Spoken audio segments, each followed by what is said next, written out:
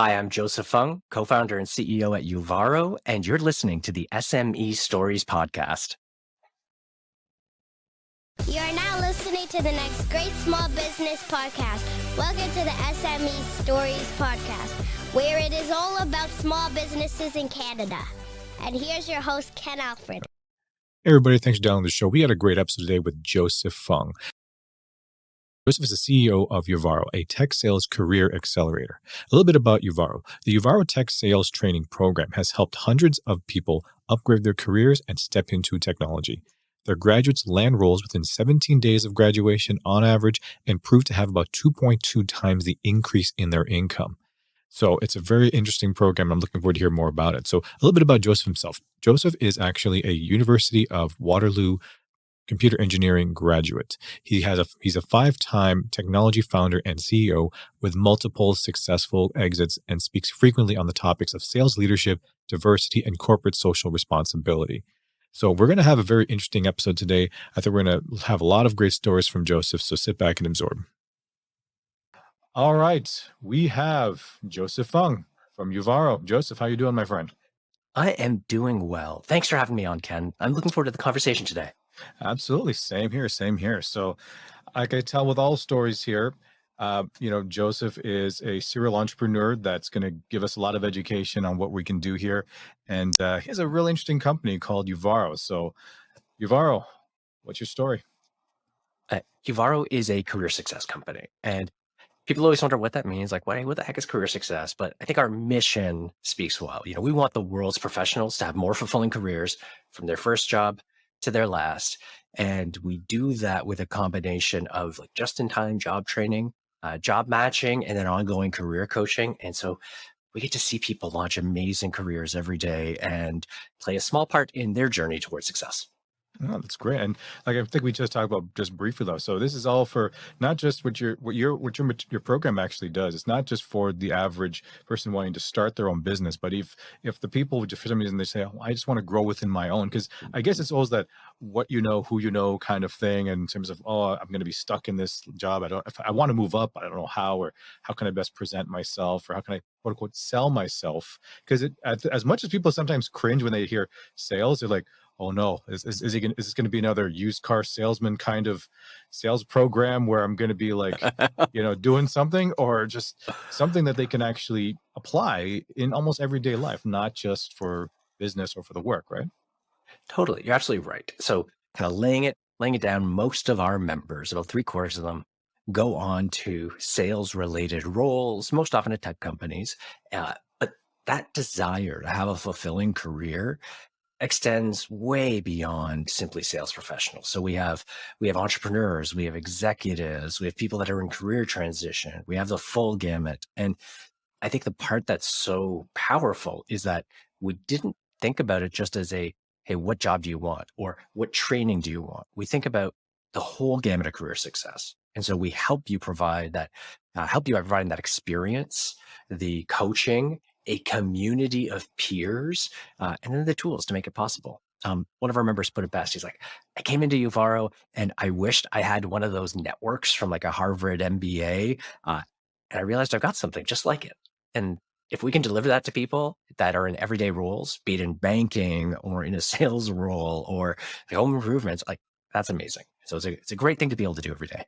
Oh, that's great. And so how did this whole thing get started? So where did it come from? Like you said you found a need, and then did you just so happen to be like, okay, there's this need.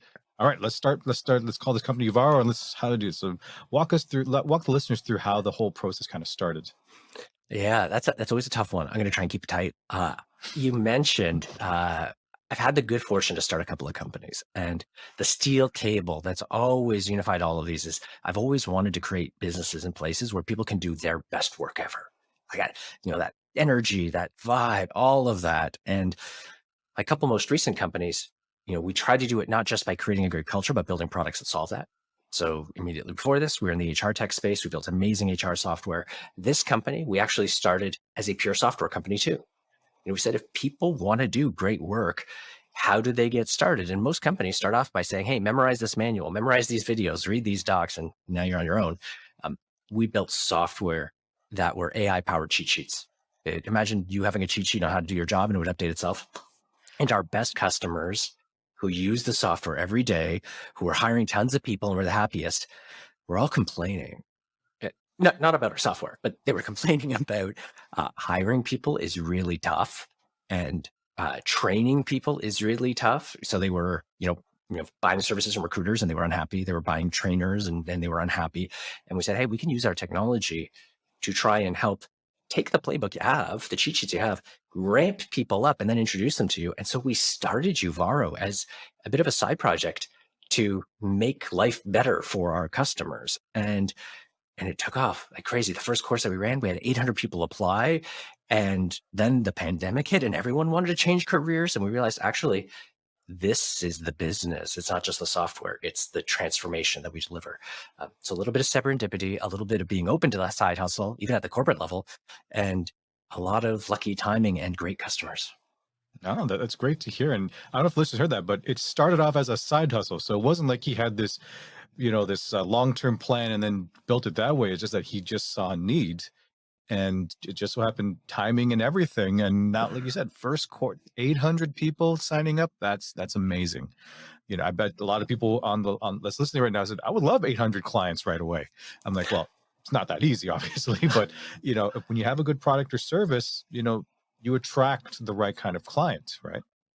It absolutely was. And honestly, in many ways, you got to put in a lot of work. You got to try really hard, but it was the right product at the right time. I mean, at the time, our software company had 25 people, and we had this inkling that it could work. And I remember reaching out to one of my past employees. I was like, hey, Paul, are you up for helping me out with a bit of an experiment? And so we did this on the side. We didn't want to get artificially positive signals. And so we had a code name for the company. We set up a different email domain name.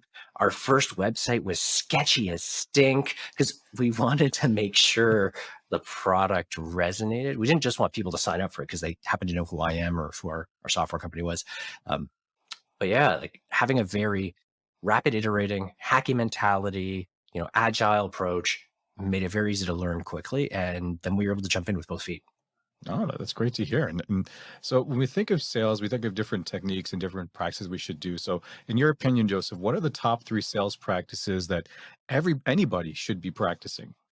Absolutely. It's such a good question because people often come to us and like, hey, they'll talk about methodologies. Should we use challenger sales? Should we use spin selling? Or they'll talk about technology. Should we use Salesforce or HubSpot? Or they'll ask, what's the most important process? Is it the closing? Is it the discovery?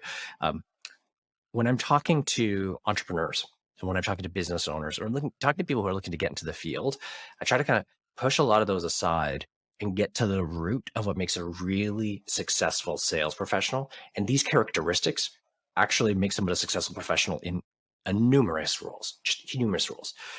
The top 3 characteristics that set somebody up for success, first and foremost, the ability to empathize with the customer.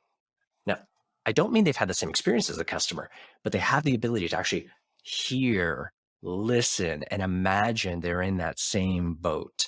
Like one of the customers we spoke to early on, she said, like, if I don't solve this problem, I feel like my boss is going to cut a finger off.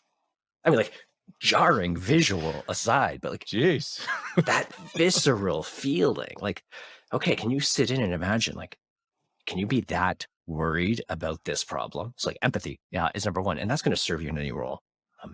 Yeah, and it's funny. Sorry to cut there for empathy. Yeah. So it's not even that complicated in that thing. For many people might hear, they might think you said all these different steps in order to sell something or just to sell yourself, and just honestly listening and like you said, empathizing with them, even if you don't have the exact experience, but just because a lot of times your clients they have a problem that they need solved, but before they're considering investing with you, they just need you to understand what it is that they're going through in some way, shape, or form. Because if you can understand it, because if all you're thinking of is while they're talking, you're zoning them out and just waiting for them to stop talking, that you're ready to start saying, okay, well, here's product and service A, B, or C, right? It's going to cost you this much, right? So it's like, no, that you don't want to go to the solution right away. Feel it, because you might think it's one thing during the problem when they're venting about what it is, but then you feel like it could just actually switch to something else. You're like, oh, they said this is the initial problem, but in actuality, it's actually this problem over here. And so if I went with my first instinct was to start selling them on that first problem, but this is the secondary problem is the real problem. That's the problem. Then, then they're gonna be like, oh man, he's gonna keep pitching me over and over again. And they're not wanting to disclose what the real problem is. That's it. That's totally it. And even better, when you're empathizing, when you focus on listening and empathizing, it's really easy to ask yourself, does my solution solve their problem? And in your heart of hearts, if you say, no, it doesn't, you should just stop selling.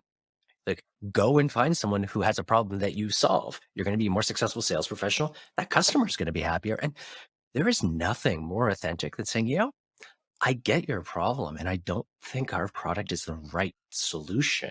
Like, wow, talk about building trust. Well, yeah, because if people will invest you if they like you, know you, and trust you, kind of thing. So if all they think is I don't want to talk because they're going to keep pitching me the next product or service, it's not going to work. And even to try to come up with something custom for it, just because if that's not what you normally do, and then you say, yeah, we can definitely do that. And then after you slowly climb the deal, you have to find someone, okay, we have a new problem now. So our product line is this, but we need to add something else just because for this particular client. It's one of those things that, why would you do that?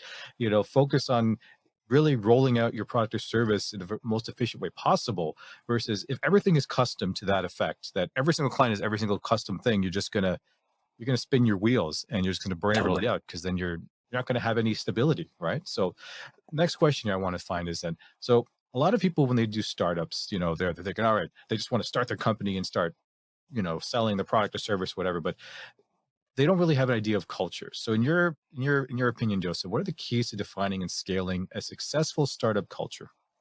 Oh, it's such a great question because you've probably seen this. Like, I find this every few years, some CEO writes a blog post, something along the lines of like, "You can't create culture; culture happens, or culture emerges." And when I see those, it tells me that CEO never took culture seriously, and now they've got a hot mess that they're trying to get their arms wrapped around. Because I disagree vehemently.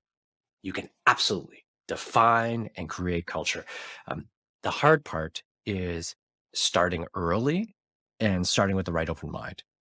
One of the things we've done with every company that we've launched right at the get-go is we wrote down the artifacts. Sometimes it was a set of policies, sometimes it was a simple statement, sometimes it was a list of rules. I was like, what is the culture we want to create? Not who are we, what do we stand for, but what is the culture that we hope to create? And if you write those down on day one, you've got a bit of a North Star to aim for. And you've got, the articulation of, what you hope to become. Number two, you've got this clear gap. You say, hey, this is what I want to be. It's really easy to look back at yourself now and say, hey, am I living up to that? And if you're consistently saying, hey, here's where I want to be, here's where I am, you will bring those closer. It's like what measure gets done. You got to have that end goal from day one to move in the right direction.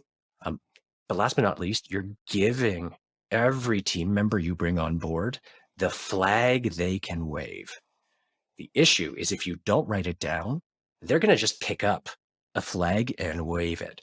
If you're a startup that raised a bunch of money, that flag might be something like the free lunches you provide. Like, I'm sorry, your lunch might be really great, but that's not a good sign of culture. If you're a bootstrap, you're doing it as a side hustle, so you're doing your work over beers in the evening. If you don't actually write down the culture, the flag they'll pick up is like beers in the evening is how we work. And again, maybe I like a beer in the evening. That's not necessarily a good hallmark of a strong culture. Yeah. So write it down in a shareable way and then empower everybody to be that flag bearer of your culture. Well, yeah, I think that brings up a really good point. 'Cause I remember one of my previous podcasts, one of them says, one of my guests actually was talking about, you'd be surprised, because I think a lot of owners like to try to do things themselves, especially when they're starting out. And when they start bringing people on board, it's like, okay, I'm just going to kind of manage them or anything. And they almost kind of get in the own company's way, if you know what I mean. So that the people you hire, if they believe in that vision, in that culture, they can maybe take what you had an idea and just make it 10x better, right? Just because they're following you and they're loyal to you. So, really think about that, right? Don't just try to hold everything close to your chest, right? Because you're afraid of, oh, this person's going to mess up and I can't trust anybody but myself. But really relying on your people and really trusting your judgment and really understanding it as well is really good. So a little question about this. So I hear this question a lot where it comes to, all right, should I focus on scaling up, or should I really focus on, maximizing my sales? Can you do both?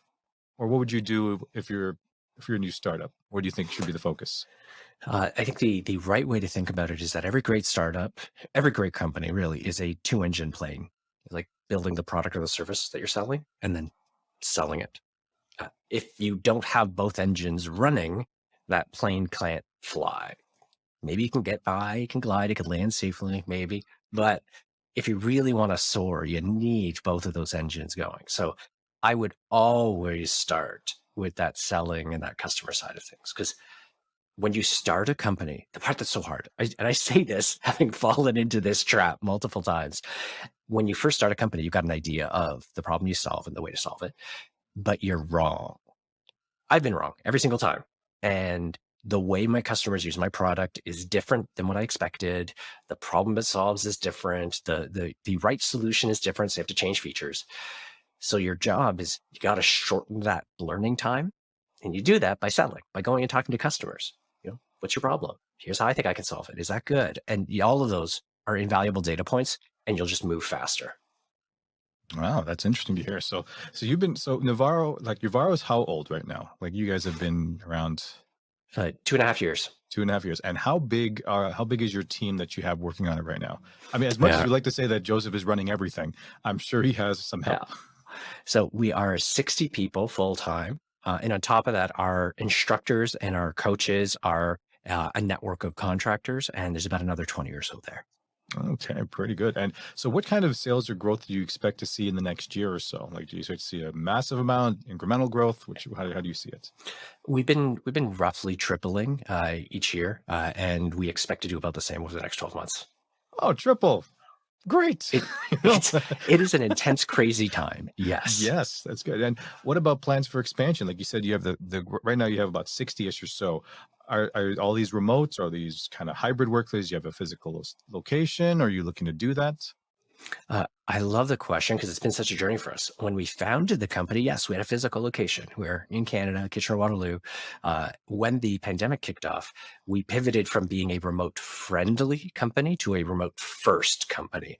Now, we still have a number of people in the Kitchener-Waterloo area. I'm here. That's great. But we also have a lot of team members who are spread out. We've got like the Bay Area, just outside Oakland, Vietnam, Nigeria. Our CFO is in Barcelona. We're a very distributed team, and that comes with its own difficulties and challenges, but it's been such a huge enabler. Oh. But the most important question, though, Joseph, is when is the holiday party, and when are you going to, and where's everyone going to go?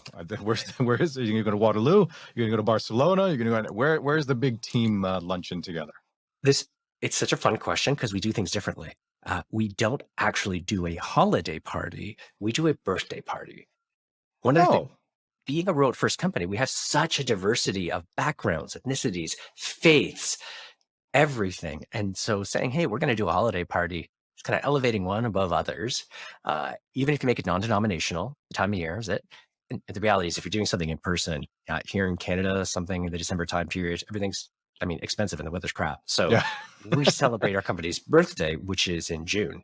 And so we do run like events, gifts, things like that. We do a lot of virtual content, but we do it in June.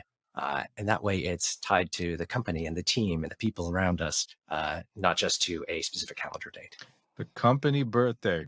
Mhm. Interesting idea. I've never heard about stuff like that, but I'm like, that's maybe we should more do that because, and also it helps as well because especially during the December time frame, my goodness, trying to get any kind of holiday party thing is just they know they can triple charge you almost pretty much, right? Totally. As well, most of our customers are in sales. December is quarter end, year end. And if we're all distracted at a holiday party or hung over from a holiday party, we're not there to support them at our best.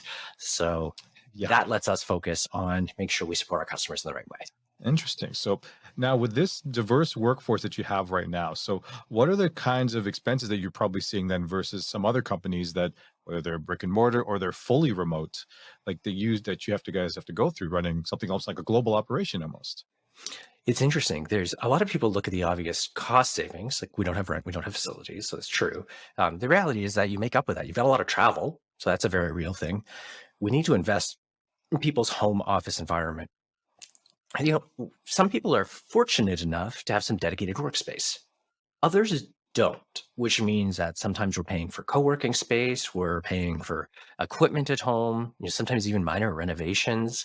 And as well, when you're in a remote first environment, it's really easy to blend your work environment with your living environment. And if you're not great at setting those boundaries, and honest thing, we're all terrible. It is a growth journey for all of us. Uh, Mental health is a big concern. So we invest a lot in our mental health supports, downtime, our vacation time. We have an unlimited PTO policy, paid time off, and we complement that with a minimum time off policy to make sure people are taking that space. So that's typically where those expenses end up showing up. So it's not so much lining the pockets of an office owner, so much as kind of giving more of those benefits directly to our employees. No, I think that was a really good idea. Like in terms of that, I know when the pandemic first hit, I was very lucky where I was working, where they said, here's a credit that you guys can use to do your home office, whether it's monitors, whether it's headphones or anything like that. Although I'll make this story brief. I didn't realize at the time, so they said, okay, we're going to give you a certain credit for to do something for your office. So of course I'm going to be, oh, okay, well, I'm going to buy some monitors, I'm going to buy some headphones, and and I think, okay, I'll just expense it to the company. And then I kid you not, Joseph, an email right afterwards, I purchased all these things. They said, yep. And just as an explanation for the program, here's the catalog that you can use to order stuff from. Are you serious? That's the only approved one. And it's a big Oh my company. So goodness. it wasn't like it was a big catalog, right? It was from a big, well-known company. It's Grand and Toy. So it's like, okay, we know that's the case, but I'm like, oh, so all this stuff I just invested, I'm like, I can't use it or I can't claim it back. So I was like, okay, I just bought a chair. So that was pretty much it. But it's nice to hear because not a lot of offices did that, right? Especially because at that time we didn't know when anyone's going to be going back to the office. I think now we're slowly starting to get that going now, right? But the fact that you Totally. guys were ahead of the curve and just said, let's invest in that, invest in our people, so that give them the tools that they need to do their job correctly. Then yeah, that's really great to hear. So excellent. So you talk about stuff that people don't normally see. Now, this is not a social media podcast. So what social media tools do you guys use, and how does it help your business? Totally. Obviously, being in a sales related space, we make liberal use of LinkedIn. So that's one of the tools that we all use at all levels of the business. Beyond that, in terms of general social media, it's a lot of the usual suspects. We put a lot of content on YouTube, Instagram, TikTok as well for our video content. We also make good use of Twitter and Facebook, especially from an advertising perspective.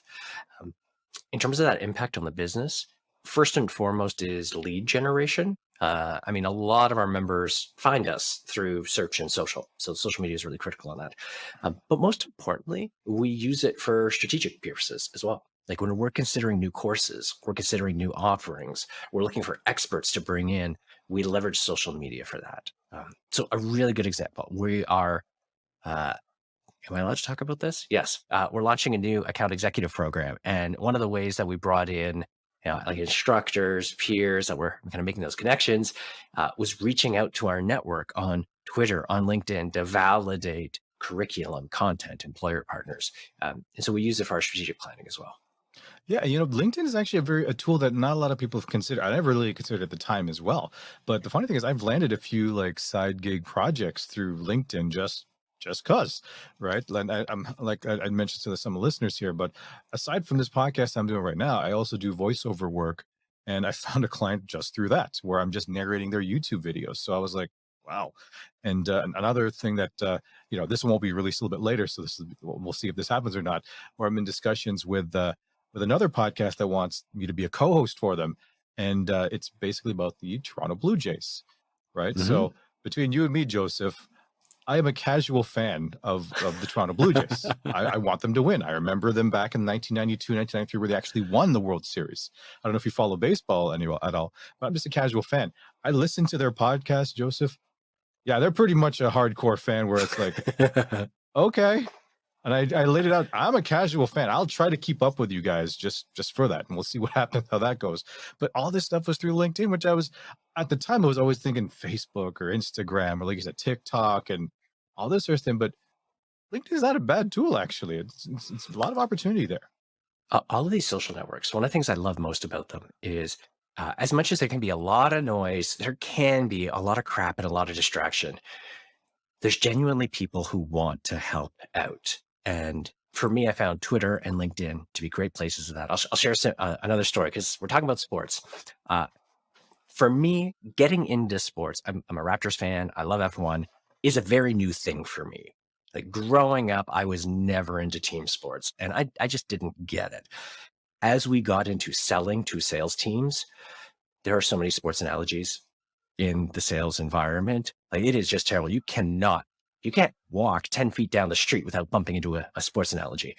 And so part of my job as we worked at building this company was get better at sales analogies, because I had one event where I was speaking and I was trying to use a football analogy, and this is not one of my sports. And I talked about it as the getting the ball to the touch zone, and I made a great reference to the amazing quarterback Tim Brady. And Boy. I was savaged by our team. This was not my cup of tea, but reaching out on Twitter and LinkedIn, I was like, hey, I got to get better at this stuff. What are the things I need to know?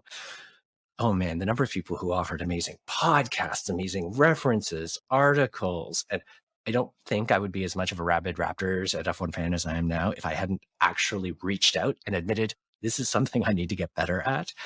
And it brings me a ton of joy now. So there's a large part of my personal life that, I'm very grateful that the networks I have on Twitter and on LinkedIn help me do that. All right. So let me ask you this before we get into our I guess, the industry view of everything. Who's your favorite F1 team right now? Oh, it's a tough one. I've got a favorite basketball team in the Raptors. Oh, that, yes, is a given. So yeah. I know. And on the F1 side, I'm so conflicted because I love a good race. So the drama last year was fantastic. You can see I've got a Ricardo hat here, Yes. just sitting over my shoulder. But he is not having as good a season as he deserves. He's such a personality. He is. He is. I got to admit, of all the teams, I love that Lando. Just the dynamic between the two of them is such a delight that I wish more teams had, but they are not earning me any points on my fantasy team right now. Oh, boy. So is he still McLaren? Yes. Yeah. You know who my team was? And it's just only because they're always going to be the underdog for a while. Williams. Just because, you know what? They try so hard. And they had a history of dominating the sport. Now, I know this is not an F1 podcast, but, I used to watch it when I was like 10 or 12 or 15 or something. And I remember watching some races on TSN and everything. And Williams was always winning and stuff like that. And then when we started getting to the F1 show on Netflix, I was like, oh, I look at the last season, wow, they don't score anything. But then the last season, they actually scored 7 or 10 points. And I was like, good for them. So. And last race was pretty awesome. Yeah, they had to bring somebody up, fill in last minute. He did an incredible job. So, yeah, you got to hand it to them. They're willing to take some chances on some new people. Exactly. So anyways, enough about the sports, and maybe we'll chat more about that after the podcast. But all right, let's talk about the industry itself right now. So what is your current opinion on the sales training industry, Joseph, and where do you think it's currently going right now? It's such an interesting question. So if I think about, first off, let's talk about what the industry is. So sales training is a very small slice of the overall corporate training industry. And the corporate training industry is about a $12 billion industry. The reality is that industry is only growing single digits year over year. Despite the fact there is so much evidence that really good training has a massive ROI. So when I think about the trends that is facing sales training, it's actually the same challenge that's facing the broader corporate training. It's that companies don't get it. They just don't understand how investing in really good training can have such a big ROI. And it's not surprising. Over the last 100 years, we've changed the way we think about education. Education always used to be very apprenticeship based. I'm going to teach you alongside me. You learn by doing. Somewhere along the way, we got into our heads that training, education is something you do before you do the work. You go off to college and then try and have a job. You do your onboarding, then you try and do the work. And I think the big challenge that sales training faces is the same challenge every corporate training has. And it's how do you bake it in to that work? How do you integrate it? That work integrated learning is super important. And in this industry, I'm super excited that we have companies like Uvaro, but also a lot of other companies that take that work integrated approach. And I think we're going to see more and more training companies get those things working well for their customers. And then those companies are going to see such outsized returns. Most of the evidence points that a dollar spent on good training generates $4 in return. And so those companies who use that spend wisely are going to have outsized results compared to everybody else. No, that's good to hear. And let's unbox that just for a little bit. So what are these training companies, or these, like you said, the corporate training companies doing, in your opinion, wrong? Like what is where is their focus should be, but where is their focus currently? I think the challenge is that they don't challenge their customers enough, like plainly speaking. If you speak to an executive who's trying to buy training, what they often end up buying is some kind of team building event, something that feels like edutainment. We're going to get this really charismatic person in front of the screen, get you amped up. We're going to have some icebreakers. You're going to learn some new things, rah, rah, rah. They're buying that. Or they're buying learning technology, which is good. Like learning management systems are good. There's a ton of great gamified platforms. But what they're not really digging into is just the philosophy. How do I constantly level up my team members? How do I keep them evolving and keeping that ball rolling? And so when they go to a training company and they say, hey, I want someone for my sales kickoff. I want someone for my all hands meeting. Hey, I want someone who's going to hype up my team. Training companies deliver that. They're selling what the customer is trying to buy. Whereas I think if they were actually willing to challenge their customer more and say, well, what's the business impact you're hoping to achieve? What's the actual outcome? Let's sell something that helps you accomplish the outcome. They might not win quite as many sales, but they'll have customers who stick around longer, who, don't just hire them for one event and then take off. And they wouldn't be creating a buyer who no longer trusts the industry. It sucks. If you talk to executives and say, have you bought training? How was it? Most of the time they're like, nah, it was a fun talking head and people were energized, but we didn't buy from them again. And that's not good for the industry. Edutainment. I've never heard of that term before. That's a very interesting term. We should put that on a t-shirt or something. Edutainment. It's true, because I think a lot of it, when you try to get your team together, yeah, you think of all these motivational speakers, games, and whatever you want to do. Let's do a weekend thing in like a conference center where we can just really learn it. But yeah, let's have all this like rah stuff. But not really. But then I'm sure a lot of people enjoy those events, because obviously, yeah, everyone's going to enjoy it. Who doesn't mind getting paid on, let's say, a few days, and you're like, yeah, we're playing games. They're having really awesome food here, and we're laughing, and we outside with comedian or magician there just to really lighten up the mood. But if they can't see how that applies to the end customer, then they're just kind of going there just for the entertainment, not the education, which is not the point, right? That's why the executives are spending this money, because they want to educate their staff to be better equip their job, right? So interesting. So, all right, let me ask you this then. So you've been doing this a while, like you said, a lot of different business that you've had. I like to ask this with all my guests. What has been your biggest failure, but also your biggest success so far? That was tough. I knew you were going to ask, and Yeah. I've been chewing in it to kind of figure out, because in many ways, I'm very happy with what we have accomplished with our business, what we've accomplished as a family with my partner and I. And so identifying where the biggest stumble was always a tough one. What I got to, though, was kind of what impacted me most as an individual. What have I learned from most? And in one of my earliest companies, it's like really early on, and there's folks who are going to listen in and you're like, dude, this was a small mistake, but it affected me profoundly. One of our first employees that we hired as a sales rep was my best friend and roommate at the time. And it was great, super intelligent, super capable, very accomplished sales professional. Brought him in, and over the course of time, the relationship didn't work out quite as well. And that's really tough because we were roommates too. But what ended up happening is it all kind of came to a head where like we really wanted him to sell the way we wanted. And I was earlier in my career as a manager, as a CEO, and I said something to the effect of like, well, no, you got to sell this way because it's my company. I'm calling the shot. The relationship didn't fully recover from that. And we didn't actually fully terminate his employment. We kind of ultimately ended up ignoring him until he stopped coming in. And then we just kind of drifted apart as employer and employee. And it was just like the worst way to treat somebody who was also a close friend, which made it even worse. And like, yes, firing an employee sucks. And there's a ton of people I'm sure who are listening in like, yeah, I've had to fire somebody, get over it.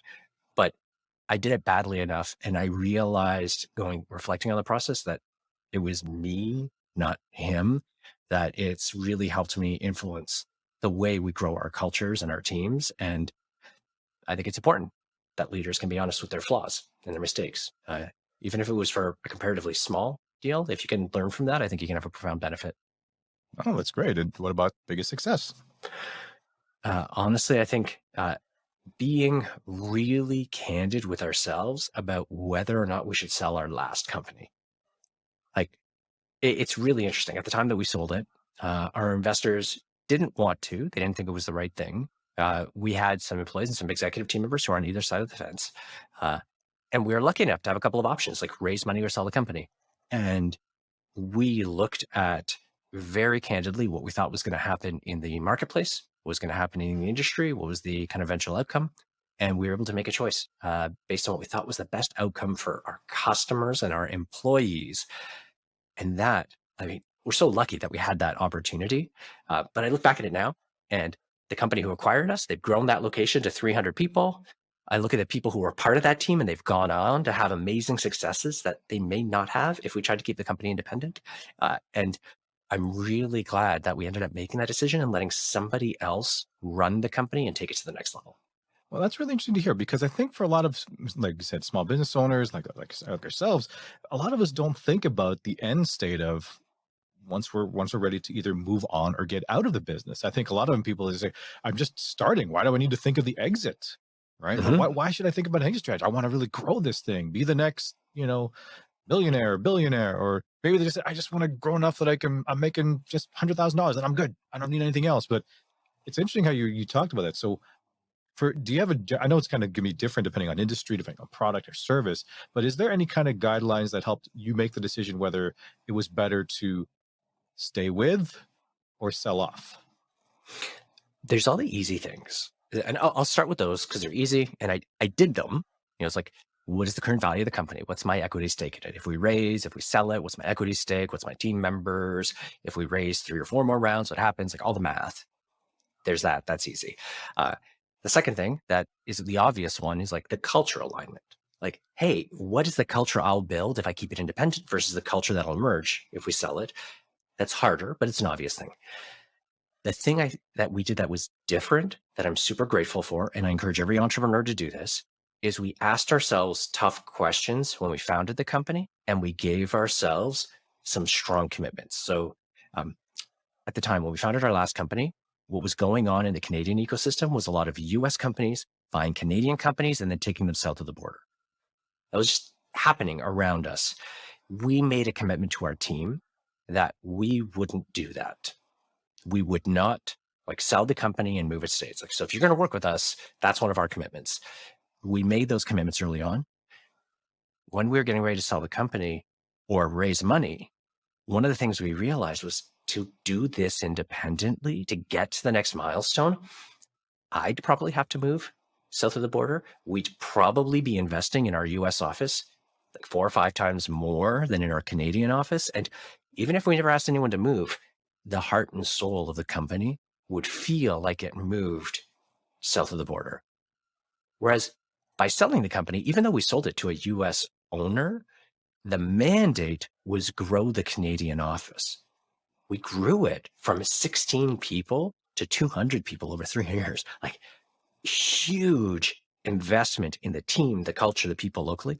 And it was those easy decisions, like going back and saying, hey, we said we wouldn't move those people south. Like, what does this actually look like? It made it really easy to make a decision that was true to ourselves. Wow, that's a really good story, man. It's like thinking about it like that way. I was like, oh, man, he was saying we're not going to go to the U.S. I'm thinking I was going to push you on that. I'm like, so Jeff Bezos or Zuckerberg just so happened to say, we want to offer you this, but we're going to take it over. We're going to take it over here. I was kind of curious, like, Joseph say, would he say yes to that? I know financially it would really make sense, but I like how you actually really looked at it and you really asked yourselves the tough questions, at least at the beginning. Because like you said, most people don't think about that. And it's unfortunate. And then when the decision comes, they don't know what to qualify it as. Because like you said, they may be able to do the math. They can find someone to say, okay, how much is my company worth? And okay, so I won't take anything more. But then I guess what people forget to realize that when you are the boss, it's not just you. If you're a solopreneur, okay, it's not a big deal. You can sell it off, whatever. But when you start having people report to you and your staff and all that sort of stuff, you're responsible for their paychecks pretty much, right? Like, so how they Yeah. put food on the table, how they pay for their mortgage or their rent, it's coming from you. So, it's not as easy as people think, right? People think, oh yeah, I could sell it. But when you know the people you've worked with and who've all been through the trenches with you, building the company to where it's at this state where, wow, we're getting an offer to potentially, from a big company to buy it or something. It's not as easy as people think about. So, Hey you, do you need a voiceover? Well, look no farther. Northway Capital Group has your answer. Commercials and explainer videos, AVR and voicemail, health and wellness, corporate training and e-learning, announcements, documentaries and biography. Contact us on social media or email us at northwaycapitalgroup@gmail.com. Now it's time for tips from the pro. all right, now we're going to hit our tips from the pro segment here. So this is for people who are saying, okay, I want to do something similar to what Joseph's doing. Maybe not exactly what you're doing, but I want sales training. Okay, corporate training, that might be good. So in your opinion, question number one here is, in the whole corporate, I'll make it the corporate training space, or just say business training, right? Because it could be small, it could be big. Are there any niches you think that would be a good starter for someone who wants to get into this? One of the things that we did when we founded this company is we took a look at where the labor gap was. Like, where are people hiring? Where there's a big demand from employers and a low supply. And so we honed in on sales in tech. So B2B SaaS is growing so fast, they need another 250,000 sales professionals, and less than 2% of any colleges or universities are training in sales. Anytime you find a gap like that, and the bigger it is, the bigger the opportunity, that's where I would start. We didn't start like from, what do we enjoy selling? What do we enjoy training? We started from the need. If there's a need, the customer will pull you into the right thing. So if you're focusing on training or any services, really focusing on that gap of the need, that's where I'd start. Nice. Okay. And are there any opportunities for someone to start off and maybe targeting more smaller companies? 'Cause I think when people think of corporate training, just the word corporate, they're thinking of like all these multi-billion dollars or multi-million-dollar firms. I'm like, is that too big to start off with? Or like, should I just start with like maybe a mom and pop shop that maybe sells flowers across the street? Should I start with maybe smaller ones and finding those ways? What do you think? So the thing I'd actually pivot in is not so much think about the size of the company or the size of the buyers. Think about the size of the pain. So a good example, you mentioned like a flower shop. How painful is it to that flower shop owner if they don't necessarily have the right training? Like maybe their off-season flower sales aren't quite as high, or maybe they need to like cut a shift. I mean, it's probably a slightly moderate pain. If you got a company though that's got to grow, they need to, like us, we're trying to triple in a year. If we don't have the right skills, the right people, we are going to miss that by such a big mile. That's an agonizing pain. Like that whole analogy of like, cut off a finger, like how painful is it? For us though, where we honed in on in terms of size was that we focused on individual career success. Like our primary customer, the person who usually signs up, pays for our services, is the individual who's trying to take control of their career. And somebody who feels like they've been left behind, they have $40,000 in student debt, they know they're going to flip jobs every year or two, and there's no one there to help them. That is some miserable, unfortunate, not fair pain. And so we focus on solving that. And if you can find an audience where there's a strong pain signal, then it's really easy to build a solution and help them. And that's going to drive so much success for you too. That's great to hear. And so next question, what resources do you use to keep on top of the industry? It's an interesting one. I mean, primarily social media. It sounds really glib, and I'm sorry if that sounds flippant, but you follow the right leaders, that follow the right, your tags, connecting with people, and coming to it with a mindset of like thirst for knowledge. Like if you're considering starting a company, considering starting off, here's the tip. I would try everything I can to break oneself of that doom scrolling habit. Like you hop onto Instagram, you're late at night, you're like, oh, I'm just going to read this thing. You're going to watch that. You're scrolling. Ditch that and try and replace it with just that thirst to knowledge. It's like set up some Google alerts, save those articles. When you're stuck and you got 20 minutes to kill, just pull those articles up, learn that new thing. And if you have that habit, your social media channels will funnel the right information to you. Oh, that's a really good strategy. I never really thought about that. The mindless scrolling, like a lot of people, they do that. And it's true. It's very easy. Right, and that's the downside of social media is that, they never remember when you go to a website or anything, once you scroll to the bottom of the page, that's it. That's the bottom of the page. Yeah. Social media, there ain't no bottom of the page. You just No. you could scroll back all the way to 2012 if you really want to, right? If you really Yeah. keep scrolling enough. But that's interesting that you talked about that. So What I'd share though, like I double click on that, is all of these platforms have wicked smart algorithms. Use that to your advantage. Like, don't get me wrong. I mean, I love the next video of a stupid inept kitten or puppy. Like, that's hilarious. But if that's the only thing I look at on social media, that's the only thing they're going to give me. right. Whereas if I go and I hunt or I search for content about, like for me, I search about career success, I search about training, I search about like employment.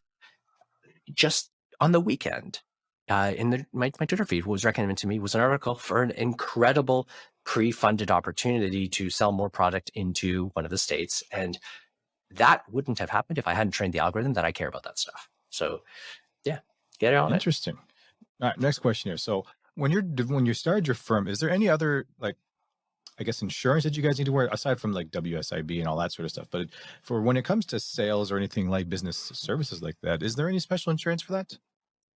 There's not the same kind of insurance from a compliance thing, but like most companies, you've got the errors and emissions, you've got your health benefits, you've got your cybersecurity, you've got all of those kind of routine commercial insurance. But there's nothing unique to our industry. Okay, good to know, because sometimes they don't know, right? They just don't know. Should I just go with just a simple umbrella? And like I said, we're not an insurance podcast, but just say, is an umbrella enough? And maybe, right? Depending on what you're going to be doing. So, next question here. So, what is your strategy for dealing with difficult clients? And I'm going to use the analogy of, okay, so let's say you have a client that's trying to take your course. They are, they're trying to grow within their company. They're trying to grow within their company. Let's say they're more of a entrepreneur, and they're just saying, and you start to notice as your discussions with them, they're like, oh, okay, they've been to 5 different companies in 5 different years, right? So it's like they start off and they love the company because it's so good and I'm learning all this stuff. But after years, like, oh, I'm not getting paid enough.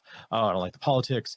But then when the problem is that if for some reason this particular client, you know, all seems to be leaving at almost for the same reason. It's always the company's fault.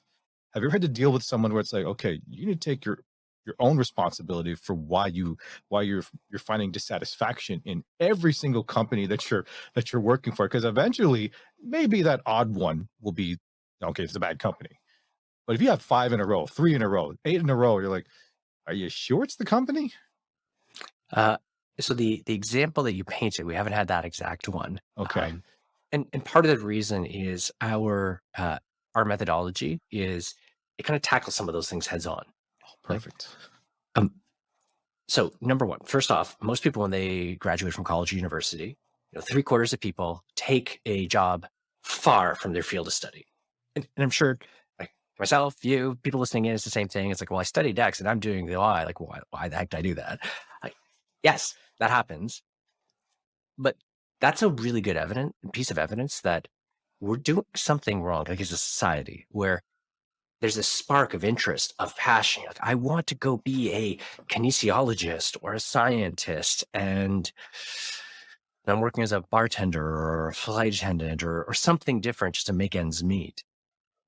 People lose track of that spark. So for us in our curriculum, one of the things we double down on is that idea of finding your why, what actually helps you feel motivated as a person. Now, I shared mine, that idea of helping people lead fulfilling roles. I'll share another one to give you a really good example. One of our members joined us, and his only career after school was as a pastor, 20 years as a pastor. And he came to us in a moment of uncertainty in his career. And as we dug into that, that idea of why, what he loved is helping people realize their dreams.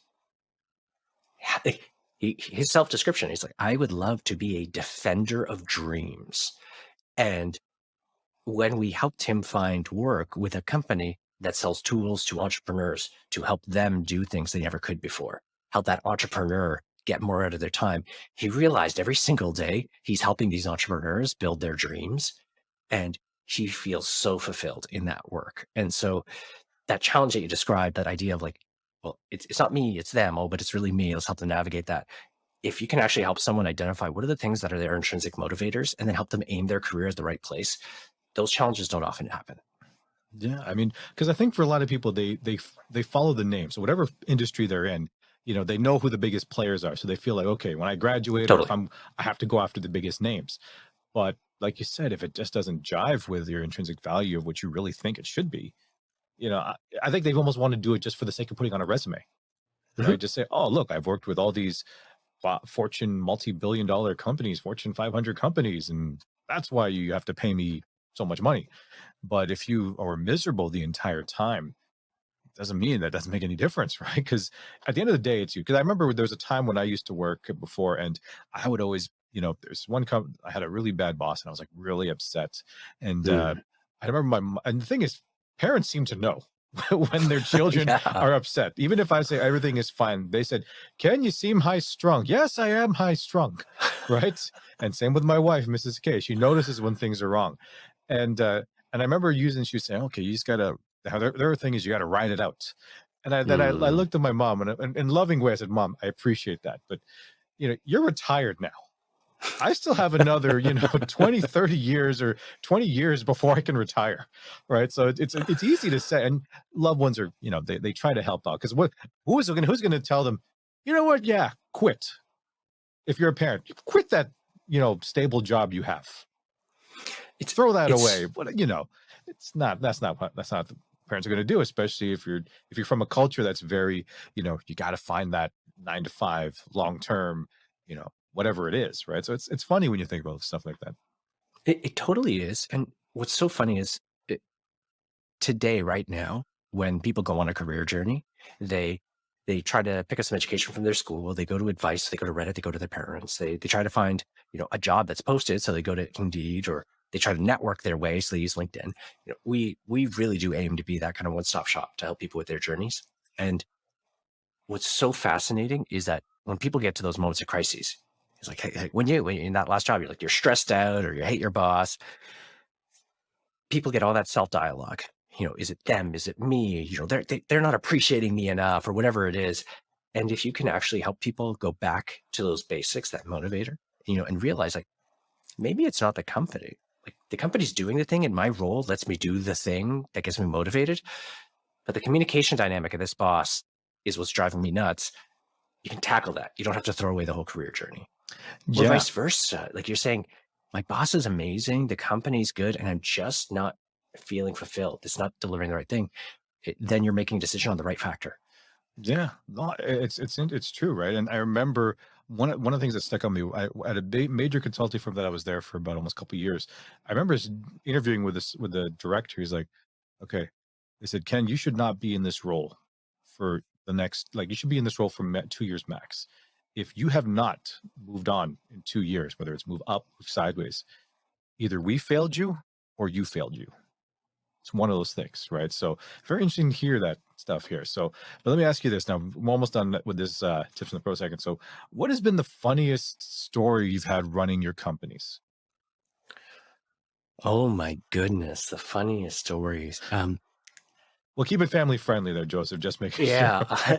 Well, actually, there you go. I've got a fun family friendly one. There we So go.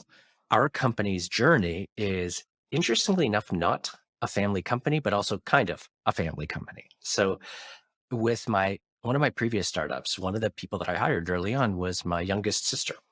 And I mean, I got to be honest, she had the toughest interview process ever because didn't want to give her to get a free pass to do Right. that.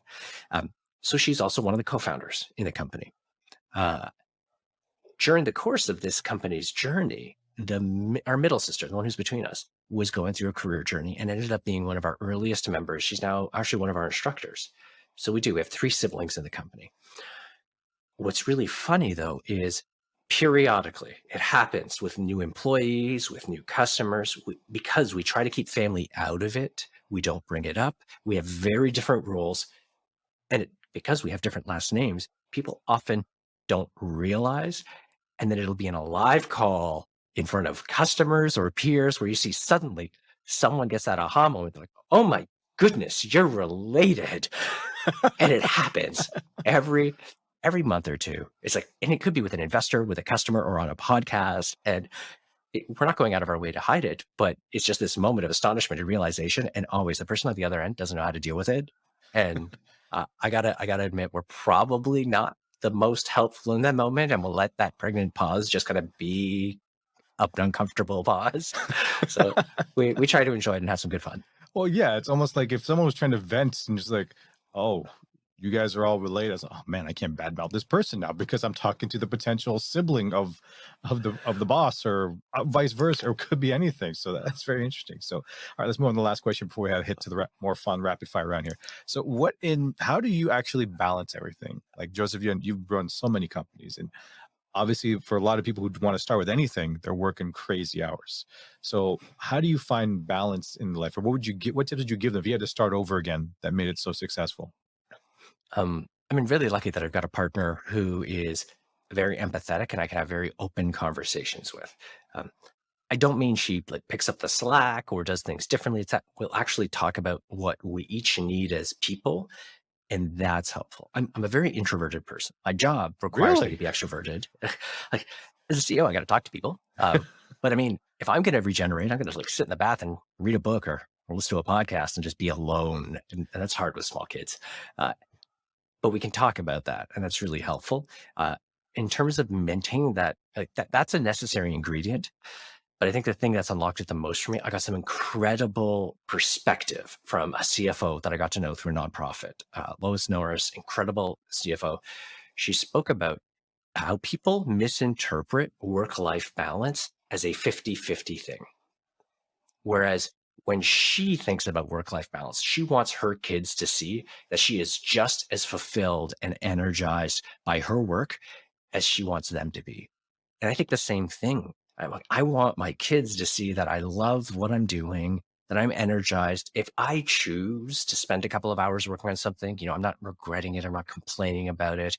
I'm not moaning about how difficult work is. I'm doing it because I'm energized. And if I'm putting in so many hours that I actually don't think I'm having fun anymore, I'm not setting the right example. So I got to tone back. And so that definition of balance, it's not about 50-50. It's about how do I make sure I love what I'm doing? So when my kids see it, they've got a good role model. That's been the right framework for me. That's a really good perspective, actually, because I didn't realize how much I enjoyed podcasting since I started this thing back in January of 2022. Right now, although my kids noticed that when dad's recording to not really come into my office. And the first thing my son said to me after I was doing this podcast and stuff, I was like, Dad, you trying to be famous?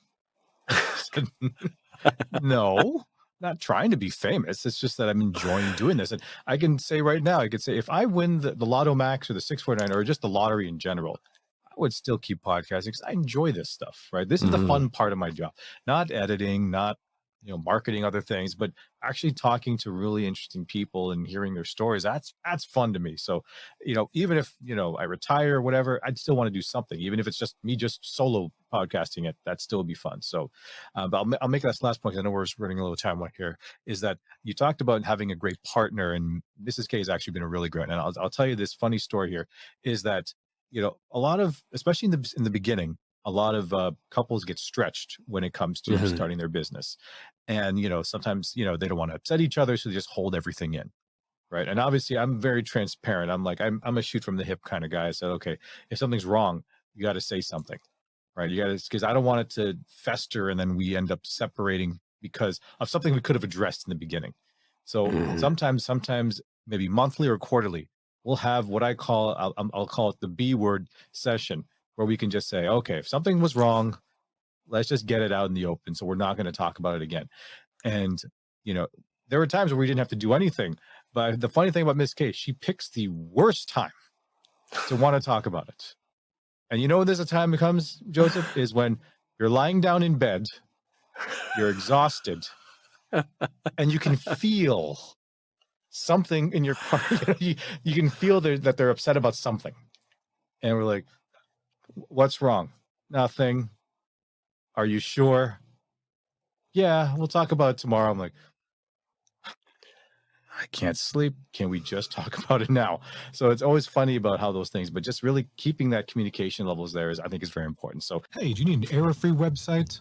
Do you need transcription that's accurate and on time? Would you like to remove noise from your video or audio recording? Do you need a spokesperson for your business? If so, we can help. At Northway Capital Group, we are happy to announce that we are now providing website testing services, audio transcriptions, and audio cleanup, as well as spokesperson services. We would love to help you on your next project. Contact us for more information at northwaycapitalgroup@gmail.com. Now it's time for the rapid fire round.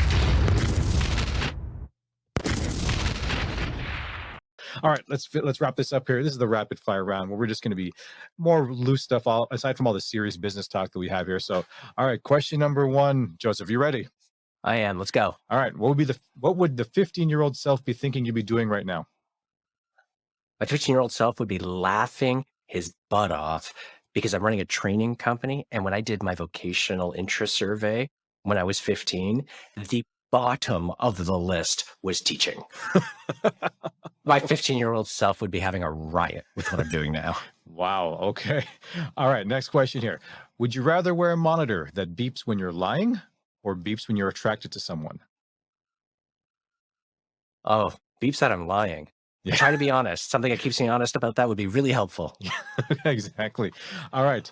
Worst sequel ever made for a movie?